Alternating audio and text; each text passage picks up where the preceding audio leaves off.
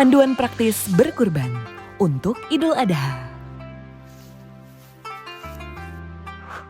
Idul Adha atau sering disebut sebagai Hari Raya Kurban adalah salah satu hari besar umat Islam yang diperingati setiap tanggal 10 Zulhijjah. Pada hari ini, umat Islam mengenang kisah Nabi Ibrahim yang bersedia mengorbankan putranya, Nabi Ismail, sebagai bentuk ketaatan kepada Allah Subhanahu wa Ta'ala. Namun, atas kebesaran Allah, Nabi Ismail kemudian berubah menjadi seekor domba. Hewan-hewan yang boleh dijadikan kurban antara lain unta, sapi, kambing, dan domba. Hewan-hewan tersebut harus sudah mencapai umur yang disyaratkan dalam syariat Islam. Hewan-hewan kurban harus dalam kondisi sehat dan tidak cacat. Hewan yang sakit, pincang, atau memiliki cacat fisik lainnya dianggap tidak memenuhi syarat sebagai hewan kurban.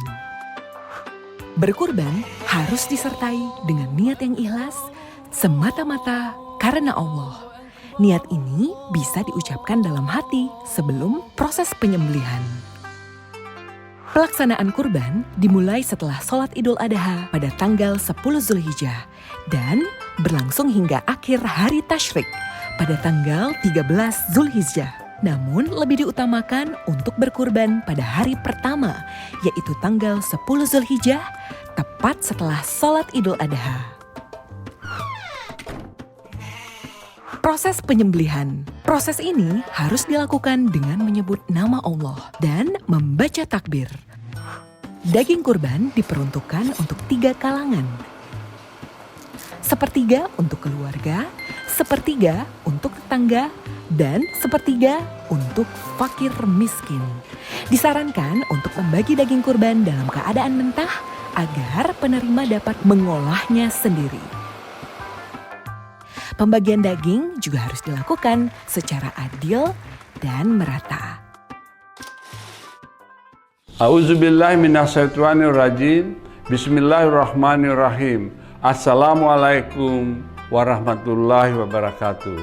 Hari Raya Idul Adha mengingatkan kita akan kisah Nabi Ibrahim alaihissalam dengan putranya Nabi Ismail alaihissalam yang menerima perintah Allah Subhanahu wa Ta'ala untuk menyembelih putranya tersebut.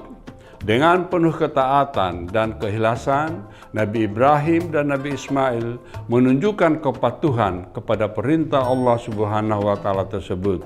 Namun, atas kemurahannya, Allah Subhanahu wa Ta'ala menggantikan posisi Ismail dengan seekor domba, sehingga tradisi ini menjadi tradisi yang diwariskan dalam ajaran Islam dalam memperingati Hari Raya Idul Adha. Semoga kita dapat mengambil hikmah dari kisah ini untuk selalu taat, ikhlas, dan rela berkorban demi kebaikan bersama. Mari kita jadikan momentum ini sebagai kesempatan untuk mempererat tali silaturahim, saling memaafkan, serta meningkatkan rasa kepedulian dan kebersamaan di antara kita. Selamat merayakan Hari Raya Idul Adha. Semoga kita selalu dalam lindungan Allah Subhanahu wa Ta'ala. Amin, amin, ya Rabbil Alamin. Wabillahi taufiq wal hidayah. Wassalamualaikum warahmatullahi wabarakatuh.